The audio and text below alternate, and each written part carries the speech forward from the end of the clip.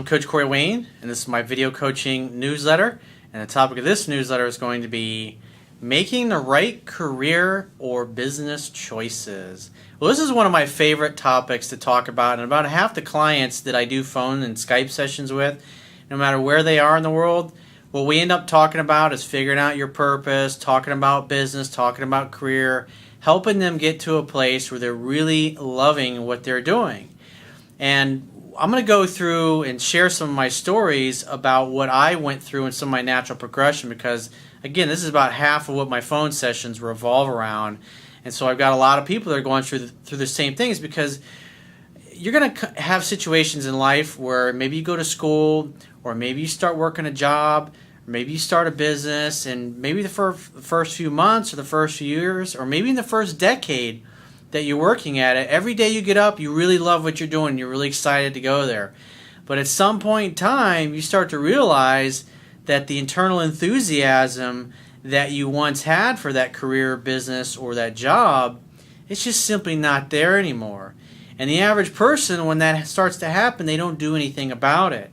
And over time, what happens is they get up every day and they once really loved what they were doing, but then they get to the point where they're just absolutely miserable, and then it gets to the point where it's just a chore to get out of bed in the morning. And I know what that is like. I mean, I remember when I was going to college, I got a job tending bar, and I started working, and before that I was working retail. And I remember the first year or two that I was doing, I mean, I got that job when I was in high school, and I thought it was actually cool. It's not that I wanted to make a career out of it, even though my dad and my uncle at that point in time had spent most of their lives in the retail industry. It was actually a lot of fun for a while, but by the time I got to be 21, I wanted to be making some more money and have some more choices that having money brought. And so I ended up getting a job tending bar. And that job was really a lot of fun for about the first 6 months, because, you know, back then you're drinking, you're at the age where everybody's drinking and partying along with you. You got your friends coming in, and being able to make drinks and flip the bottles around, all that shit. Those were cool things. But after about 6 months of that, it was no longer exciting. And I remember those first couple of months I was thinking, why do I even want to finish my degree? Because I was majoring in construction management. And I remember taking a semester off, that first semester I was working at it, just because I was kind of burned out on school. When I would get to that place when I was in college where I was kind of burned out and I was having a hard time motivating myself to go to school, I would just take a semester off. But after taking 4 or 5 months off, you know, over the course of a semester, it got to the point where I started having that itch inside that I really wanted to get back into school and keep chipping away at getting classes out of the way so I could ultimately one day graduate. Because what I always really wanted to do was buy, fix, and sell single-family homes for a profit. I loved fixing up things. I'm the type of person that when I would see a house, I could see, even now to this day, I see an old rundown house, and I know exactly in my mind, I got a picture of what it will look like in perfect condition. It's just the way I am. Whether it's an old building, a condo building, or a commercial building, that's just kind of the way I am. And so when I was working as a bartender, I ended up getting a job as an unpaid construction intern, because one of my buddies that I was actually in school with, he gave me the idea to do this. And I went down to and talked to the dean of the School of Construction Management at the time, and I told him what I was looking to do, and there was like 2 or 3 job postings there for companies that were looking for that. And I went and I interviewed with a couple of them, and one of them gave me a job right away. I mean, fuck, I was working for free. And then when Hurricane Andrew hit, this was back in '92, I think it was, they got 45 homes and a dozen or so different condo buildings that they were doing renovations on to do repairs after the hurricane. So they said, hey, we got all this work now and we could really use you full time. So I scaled back my bartending job and to only working on the weekends, and which was great, because now I got a full-time job as an estimator in the construction industry, which was the whole reason I was going to school. And what that really helped me out with was that I was actually working in the industry that I was getting a degree from, so it made things a lot easier in my classes. I didn't have to study as hard because I was actually using the stuff that I was also learning in class, so that actually was very beneficial to me. So as time progressed, the guys I went to work for, I originally started working for them in Fort Lauderdale, which is where I lived. I was like, literally, the office was 10 minutes from my house. And then when we started doing all this hurricane work, I was literally driving an hour and a half way down to Miami, down to Cutler Ridge, where all the work was. And then on top of that, one of the guys that owned the company, he was just an asshole, and I didn't like working for him. And the first 6 months I was working there, the first year I was working there was great because I really didn't work in the office with this one guy. But once we finished up all the work that was in Cutler Ridge, then I was over in the South Beach office, and I had to work with this guy every day, and he was just an unbearable asshole. And so here I am, I'm driving an hour to get, each way to get down there to work for a guy who's basically a dickhead. And so I started putting my resumes out, and I did exactly the things I talked about in the video, how to get any job you want. I followed, that's where I originally came up with that idea and that system that worked beautifully. And I ended up getting, and so the company I worked for initially was a small general contractor. And then I started working, the second job that I got was working for a medium-sized general contractor. And they were also a developer because I had thought at that time, well, I might want to get into development work, building single-family home communities, condos, commercial projects, things of that nature as a developer. And so I got to work and see what it was like, what that side of the business was like. And I didn't like all the money and all the politicking and all that bullshit that went in with that. Because I remember there were some condo projects, and you get a homeowners association or a bunch of people that live in the area, and they start showing up to the planning and zoning meetings when you got to get variances and stuff. And going, oh, we don't want this big condo in our neighborhood.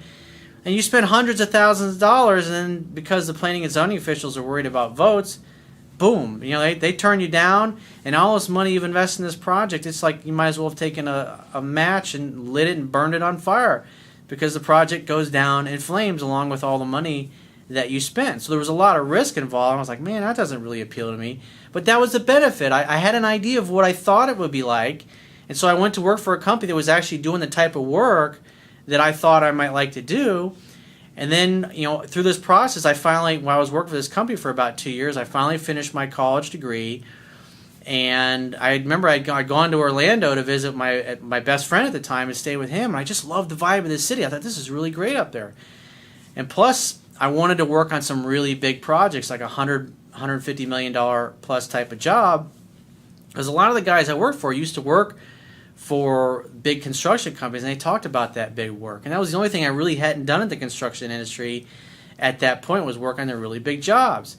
And so I was getting kind of burned out because all the projects that I originally got hired for with that second company, they were all finished up at that point. So we were just bidding jobs, trying to get new work. I was just hating it. It was getting to the point where I first started working there, I was loving it. And after about 2 years, I was literally having to force myself to get out of bed and go to work in the morning. And so I started applying. I went right back to the same strategy, how to get any job you want, that I talked about in that video. And started applying that, and sure enough, I ended up getting a job in Orlando working for a company called Syntex Rooney that was doing work at Disney World. They had a big $150 million job coming up. It was a 2-year project. It was a 300,000 square foot convention center and 2,000 rooms working at the Walt Disney World property in Orlando. So I was excited. Got to move to the city that I wanted to be in and got to work on a really big job. The nice thing about working on a Disney project is they literally use the nicest materials that are like literally sourced from all over the globe. I mean, everything they do is like literally first class, and they build stuff to last. But after a year of working this project, they were getting ready to ship me off to another job because all the things that I was in charge of were wrapping up. And the same thing, I was bored, the internal enthusiasm was gone, I wasn't excited about it. And so I had enough construction experience, I knew how to build, I knew how to estimate, and so it was time to take some risk and go and start buying some single-family homes and fixing them up, which is the whole reason why I got in construction business, or went and got a college degree in construction management, was because I wanted to buy, fix, and sell houses. And so I did that, I got into flipping properties, I started making a lot of money. And by the time 1998 rolled around, it was literally a decade after the time when I was 18, and I came up with my mother and I the idea or the career that I was going to go into. And so I started doing that. I worked in that. I sort of flipped a bunch of properties. And it got to the point where I was getting kind of bored with that as well, and I wanted a new challenge. And so I got into the general real estate market, started doing regular mortgages, grew that into a big business, and then by the time 2004, 2005 had rolled around, the market was changing. It was appreciating like crazy. And so I was basically faced with a situation of either having to change my business model to adapt to the fact that literally most of our buyers had gotten priced out of the market because things had appreciated so fast. And so we had this big company, had 40 employees, had 2 business partners, and we were grossing about $7 million a year between all of the different companies. But I was just at the point where I wasn't that excited, and so I thought about it. I thought to myself, okay, I'm going to have to change our business model to adapt to the market conditions and the fact that most of our buyers are literally priced out of the market because things have appreciated so fast. And I thought about changing the business model, and I also thought, well, if I had to start all over again, would I want to do what I'm about to do right now? It's like one of the things that Steve Jobs always used to say. He got up every day, he looked in the mirror, and he would say to himself, if today was my last day on earth, would I want to do what I'm about to do today? And he said, well, the answer was no. Too many days in a row, he knew he needed to change something. And everybody that's watching this is going to go through this at some point in your career or your business life if you happen to be an entrepreneur like me. And I went through it in both. I've gone through it in my business life, and I also gone through it in my careers when I was working for other people. And how you deal with that and how you transition from one thing into another is going to dramatically impact your ability to be happy. And it's going to affect the overall quality of the relationships that you're able to have. Because if you're really happy and you love your career, and then it gets to the point where you're just kind of hating going to work every day, and a woman's like, hey, what do you do for a living? Versus, hey, what do you do for a living? And you really love what you do, it's really going to affect energetically and vibrationally how you show up. And if you're really loving what you're doing and you really feel excited about what you're doing and it's emotionally compelling to you, that enthusiasm is going to come through. And she's going to sense that. And she's going to feel that. And that's going to make you more attractive. It's going to make you sexier to her because you're a guy that's able to not only take care of yourself, but do things that you really love. And women instinctively know that if a guy can't take care of himself, he definitely can't take care of her. And so basically, where I got to in 2004, I decided the first thing that popped in my mind was coaching and mentoring people. That was more compelling to me. And what really started out as a hobby back when I was 18 years old was self-help and reading self-help books and learning stuff from people like Tony Robbins and all the things that I had achieved in my life. I had always been becoming a coach without even realizing at that point in my life. It just seemed like the next natural thing to do. And that's what led me to write my book and move in a completely new direction than everything that I had ever been doing at that point. But if you're working a job right now and maybe you just think you want to become an entrepreneur, my last session that I had this afternoon was with a client who, same thing. He was really loving the job that he was working at one point, but now on a scale of 1 to 10, that job is only a 5 on a scale of 1 to 10. And he says it's really starting to affect how I show up when I'm interacting with a woman. I can feel that lack of passion and that lack of enthusiasm. I can see it in her face and how she reacts to me. And so as we started talking about the things that he really loved and he really has a passion for, he already has this other kind of side business that he's been building. And it just kind of started out, he was teaching, and he just started teaching people for free. And then it got to the point he was so good at it because he was really loving what he was doing that other people started showing up, and so he started charging for the classes. And it's getting bigger and bigger, and now he's been considering moving to a different venue. And so I went through some things that he needed to do in his business to get it to the point where eventually he can leave the job he's working for. Because the worst thing you can do is just quit your job and have no income and think that, especially if you're going to start your own business, or if you hate your job you're working right now, just to quit your job without having anything else lined up. That's the worst thing you can do. Get your new job lined up, get accepted, get your start date, and then go turn in your notice. If you're an entrepreneur and you're building a business on the side, build your business and incubate it in your garage or your spare bedroom until it gets to the point where it's almost making or is making the same amount of money that you're making in your career. Then when you leave, then you can focus 100% of your energy on growing your business. You want to be smart about those things because there's a lot of stuff out there. And I did this. I made the mistake of doing this when I was younger, of just making a 180-degree turn and going into a new career, a new business, thinking, hey, I'm smart, I can figure this stuff out. But if you don't have enough money in the bank, or if you're living paycheck to paycheck and all of a sudden that job goes away because you just up and quit, it can make things really rocky on you financially, and that's going to give you a lot of stress. And it's going to affect every area of your life. So you want to do things in a measured way. You want to take measured steps when you move into a new career or a new business. So I got a quote that I want to share with you, and then I'm going to go through this guy's email. And the quote says, "Our true purpose and passion in life often will evolve over time. What you love today may bore you in the future. The reality is you may end up having several careers and businesses over the course of your life. The one constant should always be doing something you love and have a passion for. If you don't love or have a passion for what you are doing, you simply won't make the kind of effort that is necessary to reach your full earning potential. Getting paid for something you actually love to do is essential in order to reach the top of the career or business ladder. When your internal enthusiasm has waned for what you once loved to do for a living, it's time to re-examine what you really want, why you want it, and move towards new careers, jobs, or businesses that give you butterflies when you think of doing them and succeeding at the highest level. If you don't, eventually you'll just become another clock puncher who earns a living but who does not enjoy their life. Life is too short to spend the majority of your time working in a career or business that does not excite you. It will shorten your life, sap your will to live, and inhibit you from being happy, grateful, and enjoying your life." That's definitely something to think about. Like I said, think about it. The most amount of time you're going to spend in a week is what? It's working at your career, your job, or your business.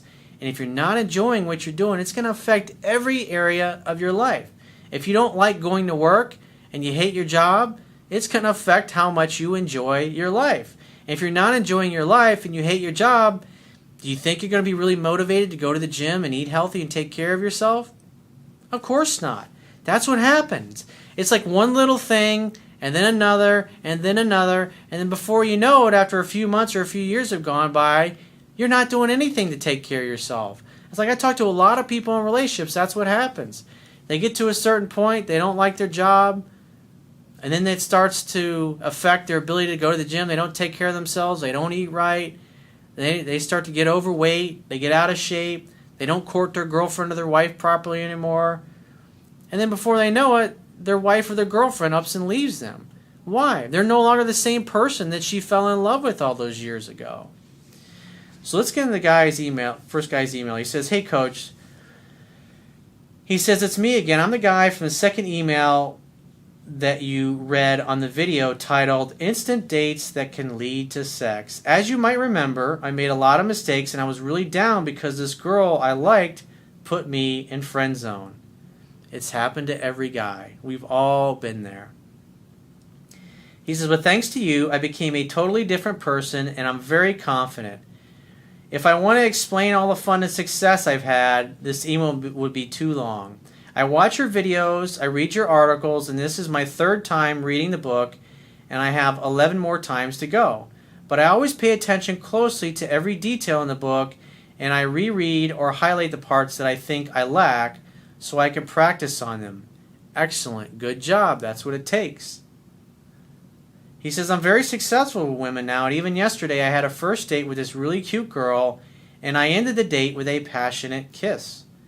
Most women will sleep with you on the second or third date, so the next time I probably can expect to be in bed with her." He says, "If not, I'll be in bed with other dates with different women." That's the right attitude. It's the right mindset to have. He says, "I don't think about relationships when I'm on dates at all, and all I think about is hanging out, having a great time, and hooking up. It's been 4 months after my first email to you, and things are going great in my life. I went over your video and article about how to get any job you want, and I came out with a success, and I got a job that I really wanted. It's a restaurant where 8 out of 10 employees are hot-ass girls, and the other 2 are guys. That is what we call a target-rich environment, my friend. Working in an environment like that is going to dramatically increase your odds of being successful with women. Because especially in the restaurant and the bar business, what happens? Everybody drinks and they all go out and they party afterwards. And if you work with 8 or 10 beautiful women, guess what? They have very beautiful friends as well.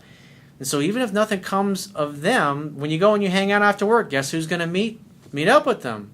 other beautiful friends of theirs. Oh, hey, this is my friend so-and-so from work. Boom, that's social proof. You're in like Flynn already. Makes it really fucking easy to meet new people and date new people. He says, my old job is in retail, which I dislike, and I only work there 2 days a week, so I have 2 jobs now. He says, here's why I wanted to talk to you in this email. I'm 20, I go to college as a criminal justice major, and in total I might be working 4.5 days a week, and I usually take 10 credit hours in college. I want to finish college, which will take 3 more years, and then I'll have my associate's degree. After that, I can go to the police academy, but I also have this option to go to the academy now. But I really want a higher degree than just a diploma from high school. But if I go to the police academy now, I'll be able to get my career a lot faster. What should I do? Well, you got to look at this simple fact. If you go and you get a degree and you spend the money to get the degree, maybe you're going to go into debt, or maybe you've got a scholarship, or maybe your parents are willing to pay for it. The thing you got to consider is the amount of time that you're going to spend getting your degree and the cost that you're going to spend, how much is that going to increase the amount of money that you can earn every year? If it's not going to affect it at all, then is it really necessary to get the degree? I mean, I major in construction management. I also have my general contractor's license. I've had my GC license for almost 20 years. I've never activated. I've never used it. I just paid the fee to constantly renew it.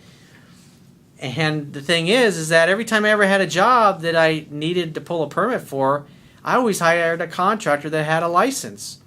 So it really wasn't even necessary. And that college diploma that I had, I spent 7 years to get, well, I'm not a doctor, by the way, and that diploma, it's sitting in my file cabinet somewhere. But I needed that degree in order to work in the industry that I was working in. And in my particular case, that degree that I had would have definitely affected my earning potential in the business that I was in. And it really helped me. But in this particular case, you got to look at that. You got to consider the money that you're going to spend getting that degree in that time. Are you going to get that back in your yearly salary? And if the answer is no, then I would say no, it's not worth it. I mean, if you want to have peace of mind, hey, I went to school, I got this, you want a nice piece of paper to hang on your wall, then hey, by all means. But like I said, you gotta look at it from a financial perspective. He says, getting my future career is my ultimate goal, and I will only discuss this goal with a true alpha person who knows his stuff like you. Well, thank you.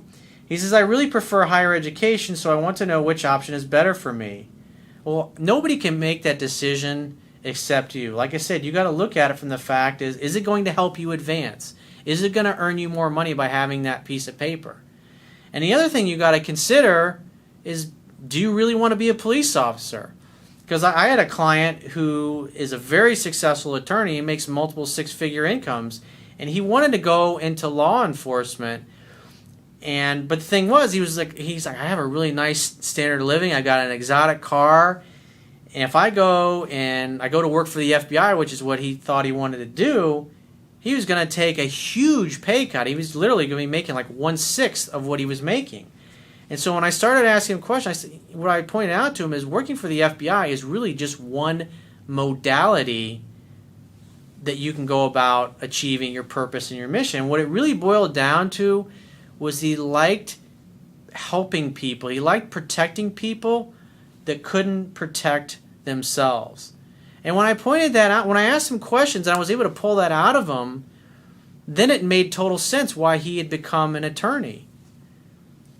And so when he really looked at it, there were other avenues that he could go and pursue potentially to fulfill his purpose and to meet his driving force needs. And what he realized was that he really didn't want to take a massive pay cut and go work for the government and give up his freedom and give up the money and all of his toys and things that he had. And that was something he was really struggling with. So that's something you definitely want to consider. Why is it that you really want to become a police officer? And becoming a police officer is really one of thousands of ways. If you're a guy who wants to protect and serve, like this particular client of mine, being a police officer is simply one potential job, one potential career that you can have to earn money and meet your purpose. So you got to really carefully think what will give you the greatest earning potential. Because working for the average police officer makes $30,000, $35,000 a year. And if you want to protect and serve, that's what's really driving you. You want to be able to protect people that can't, or defend people that can't defend themselves. There's other ways you can go about it. Maybe it's private security work. There's literally thousands of jobs and careers out there that you can get involved in and protect and serve people and help people that will earn you a hell of a lot more money. So those are things that you really need to consider. And those are things that I work with a lot of people when I'm doing phone sessions with them. He says, some of my family members who are older, or my cousin who became a doctor, judge me a little bit because they think I might get killed when I become a cop. Well, it's definitely a real possibility.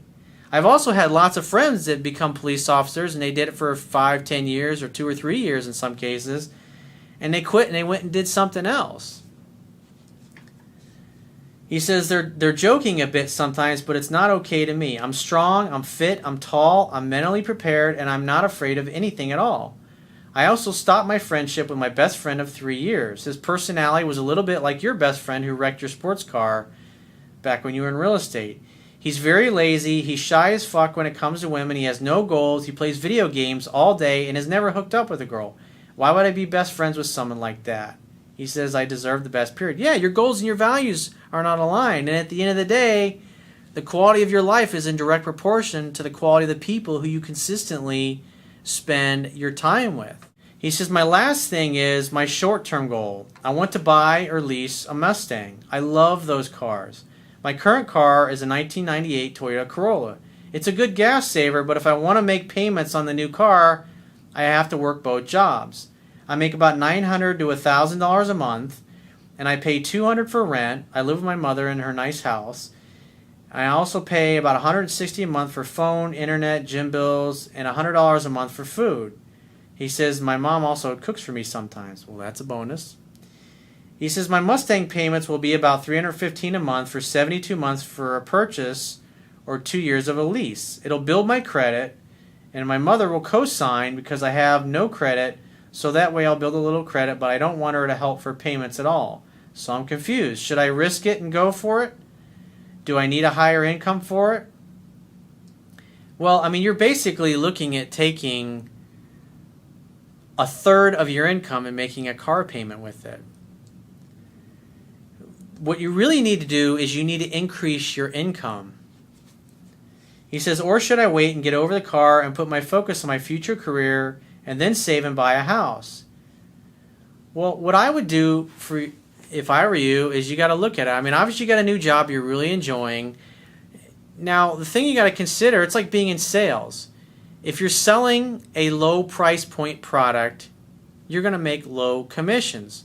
But if you're selling a high price point product, you're going to make lots of commissions. Give an example. If you sell little ski boats for families that are $20,000, $30,000 boats, you're going to earn a nice commission. But if you're selling $500,000 and up yachts, well, obviously your sales commissions are going to be a lot higher. Therefore, your earning potential is going to be a lot higher. And now you're working in the restaurant business. So guess what? What does that give you? It gives you experience. And so what I would be doing if I were you is I would continue to be looking for other jobs, waiting tables or working as a bartender, because now you are already working. You have experience working in a restaurant business. And so since you don't need another job, you can be looking for another job.